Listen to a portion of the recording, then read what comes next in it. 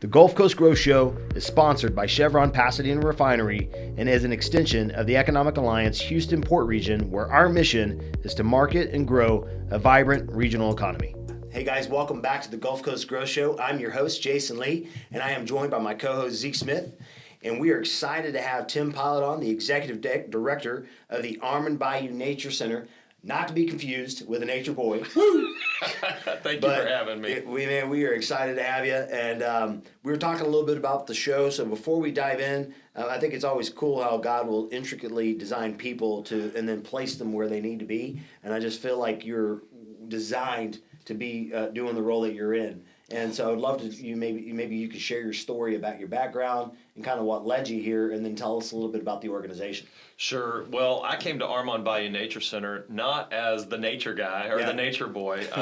I have had a life and I've been very privileged to work my entire career in nonprofits. I mostly worked overseas in international nonprofits, some faith-based and some secular, all over the world. The former Soviet Union, Afghanistan, Lebanon, some of the pretty tough contexts in the world. But I grew up in Pearland, and when I came home, I'd been home a couple of years, and this opportunity came here at Armand Bayou Nature Center because it is a nonprofit. It's a public-private partnership, actually, with Harris County. Harris County owns the land that we work on, but Armand Bayou Nature Center is the nonprofit. So they brought me in not as the nature boy, but as the nonprofit guy, the fundraising guy, the administrative guy, and so forth. But I have essentially gotten the equivalent of a master's degree in wildlife management over the course of the last 5 years. So Armand Bayou Nature Center is one of the largest urban wilderness preserves in the United States. It's not often that you hear the words urban and wilderness in the same sentence, but we're surrounded by the Pasadena Petrochemical Complex.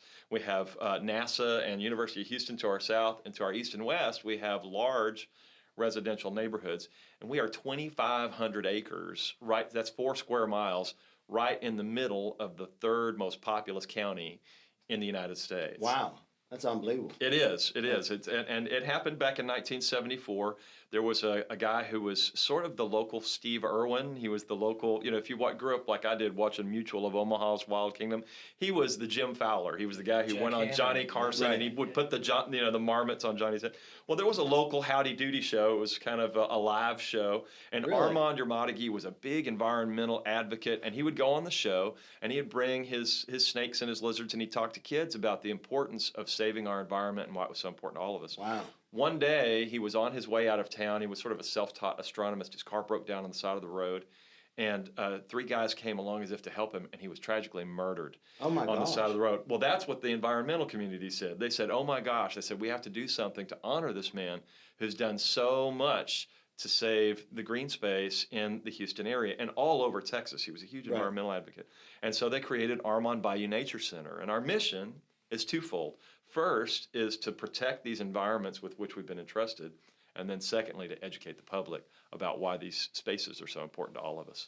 Wow. And so when you talk about educating the public, I mean, because it's 2 roles, right? You protect it, you create it, you do the flood mitigation, you do all the animal habitats, the things that you have in place over there. But then how do you guys get the story out? How do you continue to champion that stuff? Sure. Well, we have more than 40,000 visitors every year with educational programs from Mommy and Me at 18 months old all the way up through graduate level research programs, through partnerships with University of Houston, Clear Lake, San Jacinto College, Lee College, Texas A&M, Stephen F. Austin State University. So, and lots of adult programs too. We have bat hikes and night hikes and firefly hikes and pontoon. We have a 16-passenger pontoon boat that you can go out on a cruise and learn about the bayou. You can get on one of our 19 sit-on-top kayaks and have a guided kayak tour and see 13-foot alligators and bald eagles and all these things. So that's how we get the message out as people come to visit us. But the main message that we try to explain to people is that we are protecting 3 rapidly disappearing ecosystems that are representative of the Texas Gulf Coast. The first being we have about 900 acres on our preserve of Texas coastal tallgrass prairie that used to stretch from Brownsville all the way over to Lafayette, Louisiana, and about 60 miles inland. And then, of course, you have the riparian forests that run along the edges of our bayous. And then you have we're in the Bayou City, right? We're next to the Bayou City. We have all these bayous that slowly meander their way through the landscape. And so we have Armand Bayou and its accompanying marsh grasses. Over the course of the last 50 years that we've been in existence, we have restored thousands and thousands and thousands of plants out in that native prairie. Wow. Thousands of plants, acres upon acres of plants along the edges of Armand Bayou, because when people started to move into this area back in the 60s and 70s, they started pulling water out of those underground aquifers and the ground sank on itself. And so all those marsh grasses along the edges of the bayou were suddenly flooded, and they died. Oh, and gosh. So they depend on a very shallow influx of water.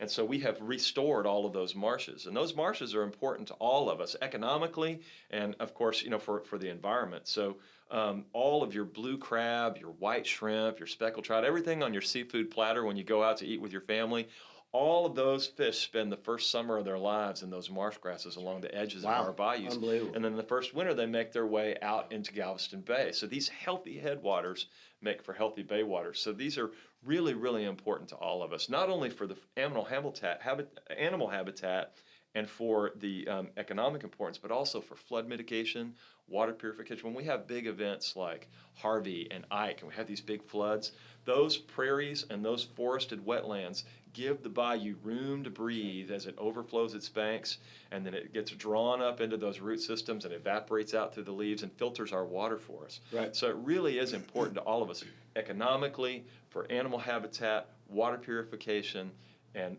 flood mitigation, and of course education and recreation. It's interesting, right? We build big concrete walls to keep the water out, but really just take care of a nature center and it'll take care of the water for you. Well, it's interesting that you say that. Every other bayou in town, Braves Bayou, Sims Bayou, Buffalo Bayou, White Oak Bayou, we're the Bayou City, right?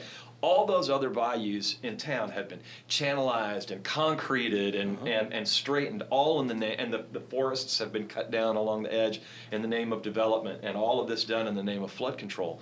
But what we have discovered, what flood control, Harris County Flood Control District and others have discovered, is that these meandering streams that wind their way through the landscape with large floodplains next to them are the best way to control flooding in this area. So you're saying that the God-built ones are actually outperforming the man-built? That is exactly right. Who would have thought? Who would have thought it? Who would have thought it? Yeah. We should hire that guy for the what do you call what are the guys, the engineers, the Army Corps? Yeah. So we should see if we get that guy a job. Right. Now you guys have been looking to grow a little bit, right? Like kind of expand your footprint. That's for right. lack of a better term. Talk to us about that. So back in 1974, when all these environmental visionaries said we have to create this great place to honor Armand Bayou, the 1,000 acres that is just north of us was part of the original acquisition plan. But it's an oil field. ExxonMobil was still pulling oil and gas out of the ground, and we didn't have the money to buy it back then. The nonprofit couldn't afford to do it. Exxon wasn't ready to sell. But now the field has played out, and Armand Bayou Nature Center is eager to raise the funds to buy this land. The land's been we have an appraisal. It's a couple of years old, but the appraisal is at $20 million. We've raised $17.5 million. Wow. To go towards this purchase, and we're just shy of the finish line, and we are currently in negotiations with Exxon, and our partners are the Harris County Flood Control District, Harris County Precinct 2, and multiple foundations out in the community that have said, saving our environment is a good idea. This would be the last of the green space in the area. We've got astronauts that have come and spoken at Armand Bayou, and they take pictures from the International Space Station. Oh, wow. And you can see it's the last of the green space in the area, and it's the last remnants of that Texas coastal tallgrass prairie that I told you about. Texas coastal prairie used to be 9 million acres. When Cabeza de Vaca arrived on our shores so many years ago, that's what he would have seen, is these large plains of Texas coastal prairie, these golden waves of grain, if you will. Right. And he would have seen all that, but today there's less than 1% of that original range. That 1,000 acres just north of us has about 500 acres of remnant of Texas coastal prairie that we want to preserve. Got our own Yellowstone right here. I love it. So let me ask you this question: whenever you guys identify that, I mean, is it Is it like most real estate? Is there a bidding war that's going on right now between that and developers who want to develop on it, or has it already been earmarked that says, look, if these guys can come up with the money, nobody else is getting it? I mean, how does that work from a land perspective? Because are you guys going to go to head with D.R. Horton or one of these guys, or is our country or is our local regional economy or government or people stepping in to say these guys get the money, it's theirs? Like, how does that work? Harris County is working hard at it, but we are going head to head with some of those developers. In fact, there are several offers on the table for that property, and they want to build houses or do lay down yards for trucking industry. Right. And so what happens if you have development north of Armand Bayou? What you get is these impermeable surfaces like rooftops and roads and parking lots, and then suddenly all of the rainwater from those major rain events like Harvey and Ike are very quickly ushered into the bayou, overtaxing that green infrastructure that is really good for flood control. And then suddenly you have these floodwaters rushing down to southern Armand Bayou, where we have done all of this decades of restoration work along the marshes and along the prairie lands, and suddenly that's all washed out.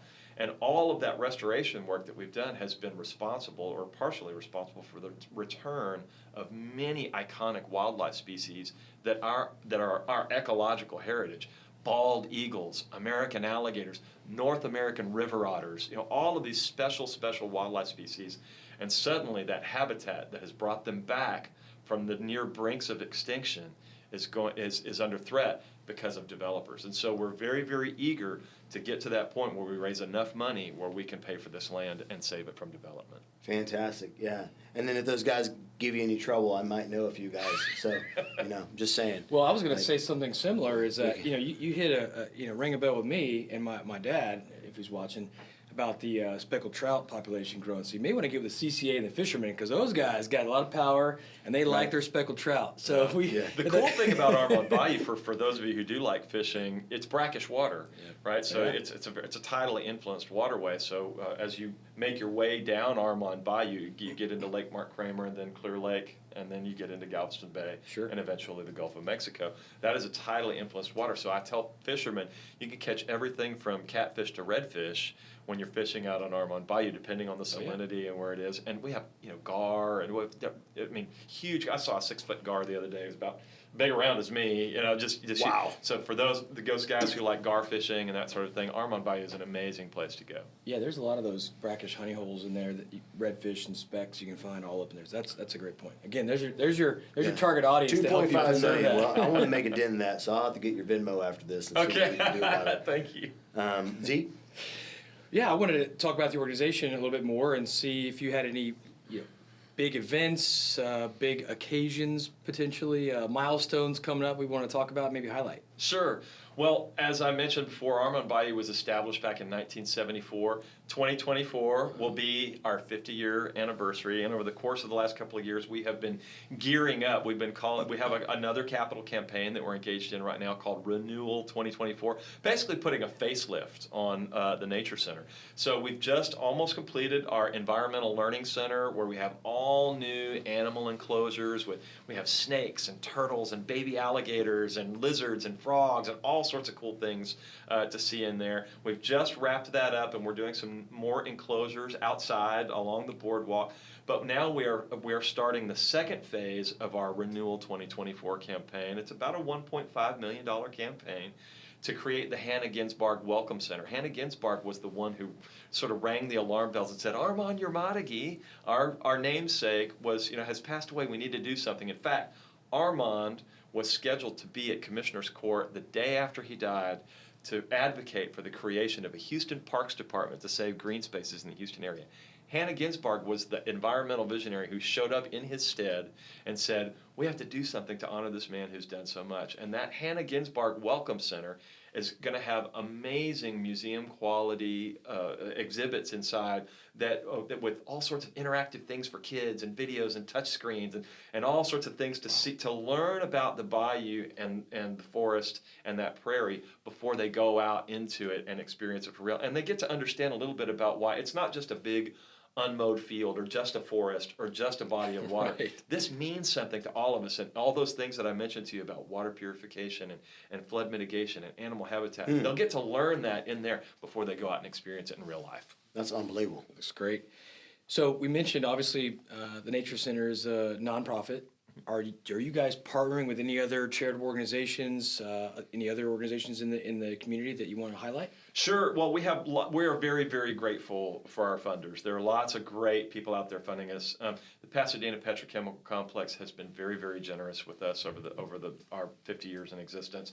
But we also have many charitable foundations around the Houston area that are helping us as well. But we also have lots of individuals, folks that just love nature and folks that want to become members at the Nature Center and just contribute. So it really is a sort of a patchwork of funding that helps us to keep this thing going. Do you mind spending a couple seconds on the membership part of that and how you become a member there? Sure, it's really, really easy. You can go to abnc.org. That's Armand Bayou Nature Center, abnc.org, and you can sign up. And there are various membership levels, but basically, it means you can come to the Nature Center anytime you want. It gets you discounts on all of those programs that we have, like our Firefly hikes or our pontoon boat cruises or our kayak tours, or et cetera. And we also have summer camps all summer long for your kiddos. We have a lot of exciting things going on during spring break.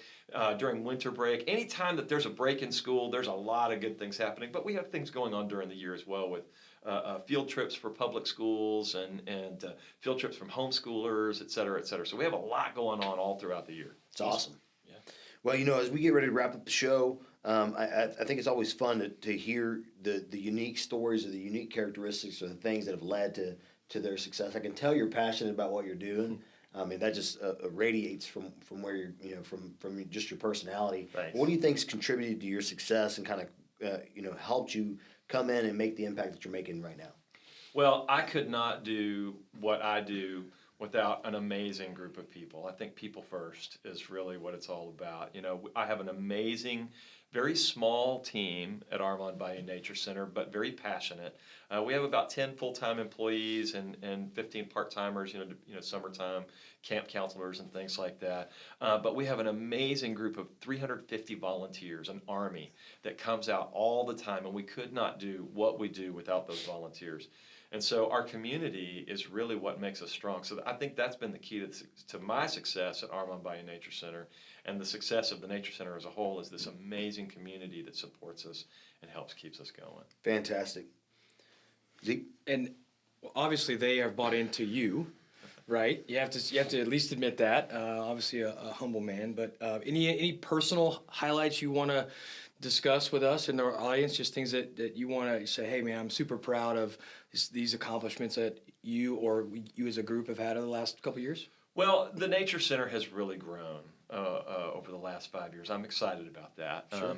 And again, I couldn't have done it without this amazing team, but we've taken the Nature Center and really revitalized it. My goal has been that when people come to Houston, they say, where should I go? Go to the Houston Zoo, go to NASA, go to Armand Bayou Nature Center. That's what we want Armand Bayou Nature Center to be, and we're slowly but surely becoming that with this Renewal 2024. And we've increased our budget by double over the last 5 years. Oh, wow. And we've increased our online presence, and we've increased our visitors and our memberships. And so the Nature Center is really becoming not quite the best kept secret that it used to be. Great. People know about it now, and so I'm proud of that. I'm proud that people know that we are a great place to come and reconnect with nature. That's fantastic. Yeah. Before the show, we were just chatting, and you said you dedicate your life to service and obviously a life of gratitude. So I want to give you a few seconds, if you have one, to express your gratitude to anyone or anything that you feel is necessary for the whole audience. I'm a person of faith. I'm grateful to God for all He's given me. I feel like an attitude of gratitude is what we should have. My mom always says, be humbly grateful instead of grumbly hateful. There you go. So, love it. Man, I love momisms, man. I love them. I love them. And so I'm grateful to the Lord for all He's given me, and both in my personal life and in my professional life, I feel very, very blessed. I feel like the more grateful we are, the more we have to be grateful for, and so thank the Lord. It's awesome, man. Well, as always, Tim, we just love having guys. We get so many different, like, diverse people on the show because we have such a diverse community, but they're all working in concert together. The Economic Alliance doesn't do what it does without the Armand Bayou Nature Center. They don't do what they do without the petrochem facilities. I mean, when you use the word nature center and it's being supported by petrochem facilities, it tells you the impact that we have in the community, right? The impact, the kind of everybody working in concert together. You literally have organizations that thrive on building and refining and chemicals and all this other stuff that say, hey, but you know what? That piece of land right there, that's not going anywhere. We need to take care of that. We need to make sure we honor that. And that really kind of speaks to the community. So when we're trying to tell our story here at the Economic Alliance, the story is, and the mission is to really share what a great area we are, but also community, and also great place to develop. But in the meantime, develop, but then still keep something sacred and preserve along the way. And so it really is the story of our region. So you really put a kind of a signature stamp on that, and I appreciate that today. Thanks. So, and as always, to our audience, again, Zeke and I are grateful to have you today. We're grateful to have Tim, and we would just encourage you, if you have any recommendations for the show, or you want to connect with us and give us some ideas or thoughts, you can connect with Zeke and I both on LinkedIn. And then always you can go to our website and subscribe to our channels. Make sure you tell the story and help us get the word out there. We appreciate you. Have a great day. Thanks for tuning in, and be sure to go to the Economic Alliance Houston Port Region website and subscribe to our channels. And let's pay it forward by sharing the good news of what's happening in our region by passing this episode to somebody you know.